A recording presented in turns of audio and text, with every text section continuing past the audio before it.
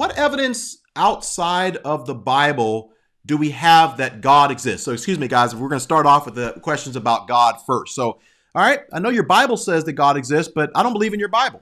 So therefore, Mr. Christian, yeah, good. Where do you go from there?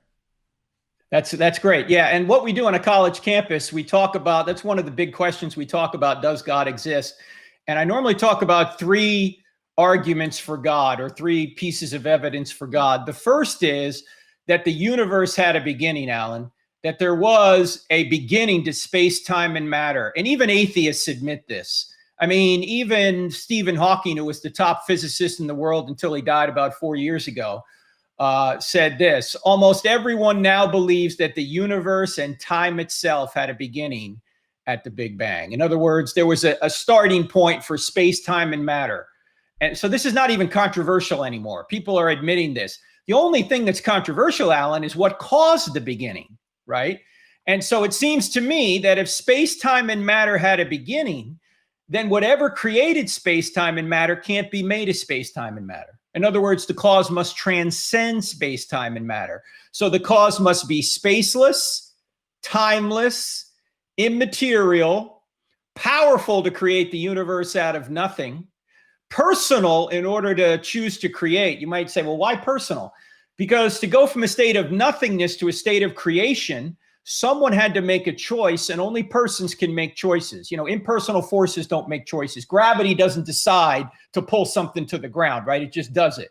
So the cause of the universe has to be personal. The cause would also have to be intelligent, to have a mind in order to make a choice. So I always ask people this question, Alan. I say, when you think about a spaceless, timeless, immaterial, powerful, personal, intelligent cause, who do you think of? People will say God. And then they'll say, well, how do you know it's the Christian God? And my answer is, we don't yet. We haven't done enough research yet. I mean, at this point, the creator of the universe could be Allah. But how do we discover if this is Allah or the Christian God? What we need to do is see the evidence for Jesus's resurrection. And if we look at that evidence, I think we'll realize that Jesus rose from the dead, which means that the same being that created space, matter, and time is the same being in whose human nature walked out of the tomb 1,986 years ago, right? So, in other words, it is the Christian God, but you don't know it just from what we call the cosmological argument. The cosmological argument is the argument from the beginning of the universe. The second and third arguments, the second argument is the argument from the design of the universe, that if the universe were slightly different by any one of a number of factors, virtually imperceptibly, Alan, this is called the fine-tuning of the universe, there would be no universe, or there would be no universe that could support life. So the universe appears to be fine-tuned for life to exist and even for chemistry to work. So, and then the third argument is the argument when you say fine-tuning, do you mean like if the sun is like the distance from the sun to the earth, like if it was further away, or like it has to, it's perfect now, and if something was out of alignment that we wouldn't. That's part of it, but even from the beginning, let me just give you one fact on this, because this is hard to believe. But Hawking, the atheist, put it this way. He said that if the expansion rate of the universe were different by 1 part in 1,000 million a second after the Big Bang, the universe would have collapsed back on itself or never developed galaxies. In other words, if the expansion rate at the very beginning was imperceptibly different virtually than it is now, we wouldn't be here.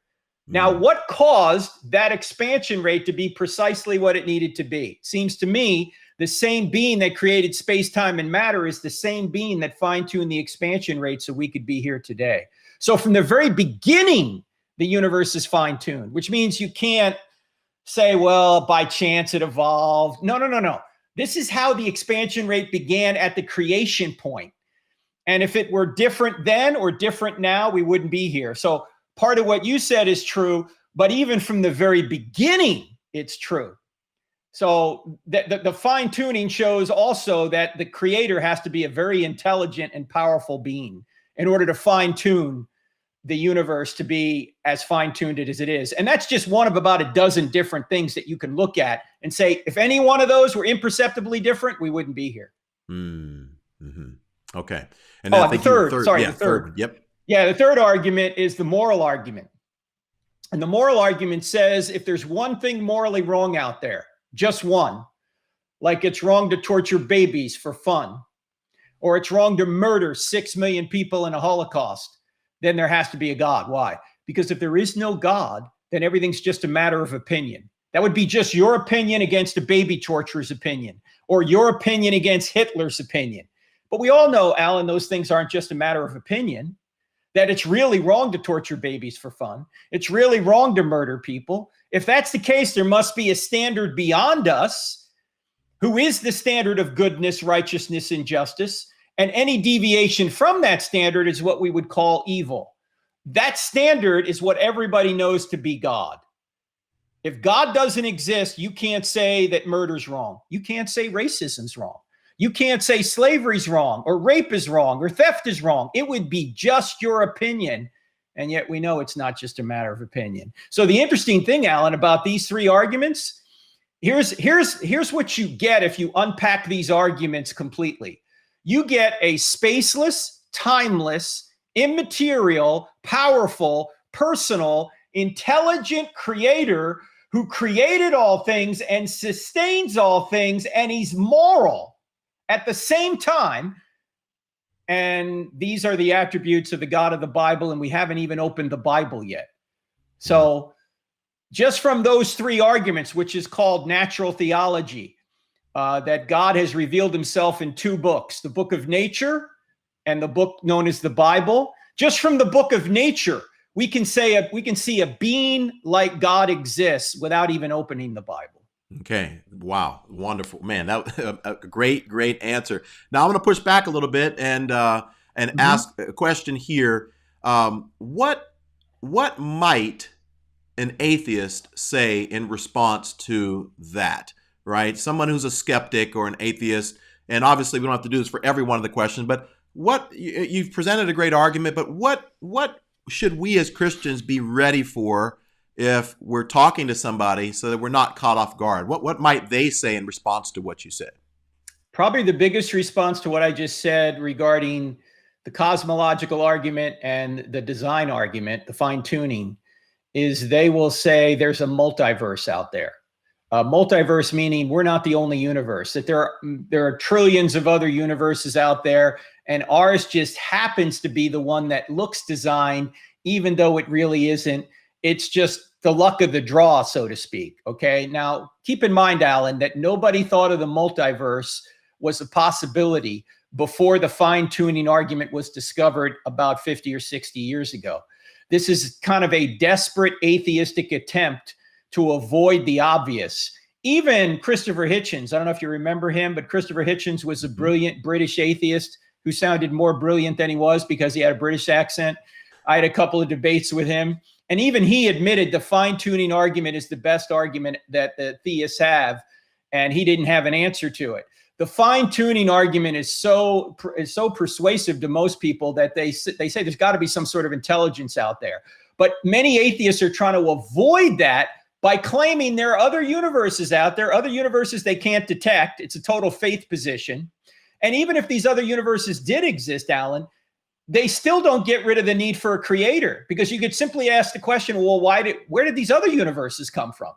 And they appear to be fine-tuned as well. So you would need some kind of universe generating mechanism to create these other universes. And you still don't get rid of the need then for a creator. And even one of the advocates of this, his name is Alexander Vilenkin. He's an agnostic astronomer from Tufts University. He wrote a book back in 2006 called Many Worlds in One. Even he admits, Alan, although he's an agnostic, he admits that the multiverse does not get rid of the need for a beginning. There still has to be a beginning, even if there are other universes out there. So if that's the case, it would seem to me you don't get rid of the need for a beginner. So while you mentioned a couple words there, and I mean, obviously we have many other questions, but can you briefly explain the difference between an atheist and an agnostic? Because I see a lot of times those words just kind of get thrown around, interchangeably. But for those watching, what is the difference between an atheist and an agnostic? Yes, atheist means no God, whereas agnostic means not to know. So an atheist is someone who would say, I think there is no God. An agnostic would say, I don't know if there's a God. And of course, a theist would say, I think there is a God. So those are the three major positions. As a theist, you say, you think there's a God, although we're not 100% sure, right? But we think the evidence is beyond a reasonable doubt that he does exist. An agnostic's in the middle going, I don't know. And an atheist is someone who is saying, well, I think there is no God. Okay. All right. Perfect. Awesome. All right. Let's keep this moving. Does evolution disprove God? I mean, how do we, as Christians, explain, or the whole Big Bang theory and evolution? How do we talk about that in a typical philosophy class or something in college? So. Sure. Well, the difference first of all, the Big Bang is just the name given to the creation event of the universe. And there's a difference between the evidence for the Big Bang and the Big Bang theory. The evidence for the Big Bang is that the universe had a beginning. The Big Bang theory might say, well, it just happened and we don't know what the cause is. I think I know what the cause is. I know what the cause to the Big Bang is because I think it's God, the Big Banger. He just created the universe out of nothing. He is the spaceless, timeless, immaterial, powerful, personal, intelligent creator. So the Big Bang is not an issue for Christians because that's what Genesis 1:1 says. In the beginning, God created the heavens and the earth, right? Boom, there it was. The second part of this is evolution related to biology. And the theory of macroevolution says subsequent life forms came through a random process or a non-intelligent process. Even most evolutionists will admit nobody knows where the first life came from. They will say they think they have a theory that will tell us where subsequent life forms came from.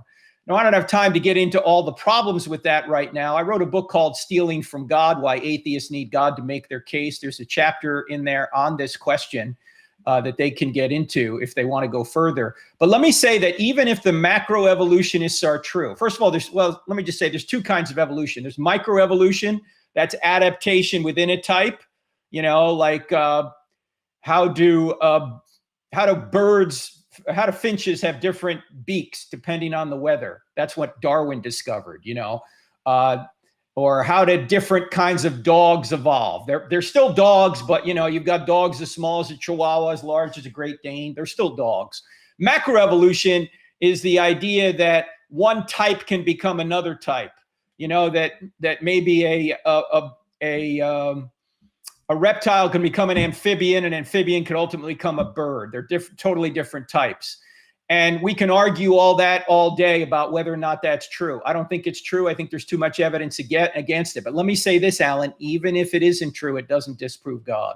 It doesn't disprove Christianity for a number of reasons. If macroevolution is true, it only shows us how subsequent life forms come into existence. It doesn't tell us where the universe came from. It doesn't tell us why the universe is fine-tuned. It doesn't tell us where objective moral values and obligations come from. It doesn't tell us where the first life came from. It doesn't tell us why we're conscious or where reason and mathematics come from. It doesn't tell us anything about the Old Testament prophecies or the fact that it appears Jesus rose from the dead. It doesn't explain any of that. It might explain, if the theory is right, and again, I don't think it is, where subsequent life forms came from. But let me say this, Alan, even if that's the case, the laws that drive macroevolution, the natural laws that make it work, still need God. Where do laws come from? They come from lawgivers. Why are the natural laws that exist today so precise and directional? Why do they do the same thing over and over again? Why are they so consistent? Because there's a mind behind them that created them and sustains them. So even if macroevolution were true, it doesn't explain most of reality, and it doesn't explain the very laws that drive evolution to enable it to be true.